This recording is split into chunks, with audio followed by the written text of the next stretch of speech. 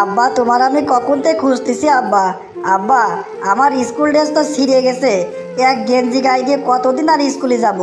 Madam আমার কয়া দিয়েছে এই গেঞ্জি গায়ে দিয়ে বলে স্কুলে যাওয়া চলবি না, স্কুল ড্রেস পরে যাওয়া লাগবে।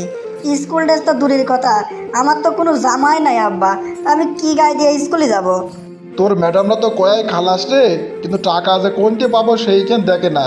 এই জন্যই কইছিলাম তোর পড়াশোনা করে কোনো কাম নাই, আমার সাথে কাজ করতে গেলে তাও কয়টা টাকা ইনকাম হবে নি। না, তুই সে পড়াশোনা করবি, শিক্ষিত হবি। কি জানি বাবু, এত শিক্ষিত হয় আর কি করবি নি তুই। আমি সাফ সাফ কয়া দিচ্ছি, ওইসব পড়াশোনা বাদ দিগা। ওইসব পড়াশোনা করিয়ে কোনো লাভ নাই, পড়াশোনা হবি না তোর দ্বারা।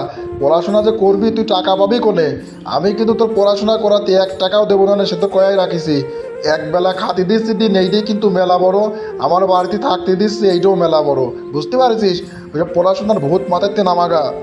আব্বা, আমি তো পড়াশোনা করার জন্য তোমার কাছে কোনো টাকাই চাইনি। তুমি আমার দিনে একবার খাতি দাও, তাও আমি কত কাম করে দিই তোমার।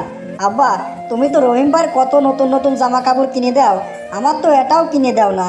আবার রহিম ভাইটা যেটা পুরেনটা নিয়ে পরবো, তুমি সেটাও পরতে দাও না। আব্বা, তুমি যদি রাজি থাকো তাহলে আমি রহিম ভাইয়ের এখন পুরেন জামা গায়ে দিয়ে স্কুলে যেতে পারি আব্বা। তোর কত বড় সাহস রে কেলটু, তুই কি করলি রে? এই আমার সাওয়ালের আমি নতুন নতুন জামা কিনে দিই আর যাই কিনে দিই, তো সেদিকও চোখ দেওয়া লাগবি রে। শোন, তোর আমারে বাড়িতে থাকতে দিচ্ছি, খাতে দিচ্ছি, এইটাই কিন্তু মেলা বড়। বুঝতে পারছিস? তোর কত বড় সাহস, তুই আমার সাওয়ালের দিক নজর দিস। এই তুই যেমন তোর বাপটার খাইছিস সেমাকে আমারও খাতে আছিস। তোর বাপের সাথে তুই যদি মরি যাতি, তাহলে তোর সহকারে তোর মার আমার বিয়ে করা লাগতো না।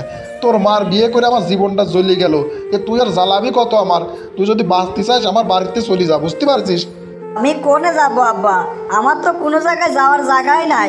আচ্ছা আব্বা, তোমার জামা কিনেও দেওয়া লাগবে না নে, তোমার কিছুই করা লাগবে না নে। আবার রহিম ভাই তো পুরেনটাও নেবো না নে আমি। তারপরও তুমি আমার বাড়িতে খেতা দিয়ে না আব্বা। তুমি যদি বাড়িতে খেতা দাও তাহলে আমি কোনে যাবো নে? আমার তো যাওয়ার কোনো জায়গা নাই। আচ্ছা ঠিক আছে আব্বা, আবার কোনো জামাও কিনে দেওয়া লাগবে না নে, আবার রহিম ভাই পুরেনটাও দেওয়া লাগবে না নে। আমি গেলাম। যা যা, আমার চোখের সামনে তো দূর হ। আর দূর হওয়ার আগে এক জগ ঠান্ডা পানি নিয়ে এসে রেখে যা। আমার সাওয়াল এখনই আসবে নি, আসে যদি ঠান্ডা পানি না পায় তাহলে আবার আমার পা চোটপাট মারবে নি। যা, এক জগ ঠান্ডা পানি নিয়ে এসে রেখে আমার চোখের সামনে তো দূর হ।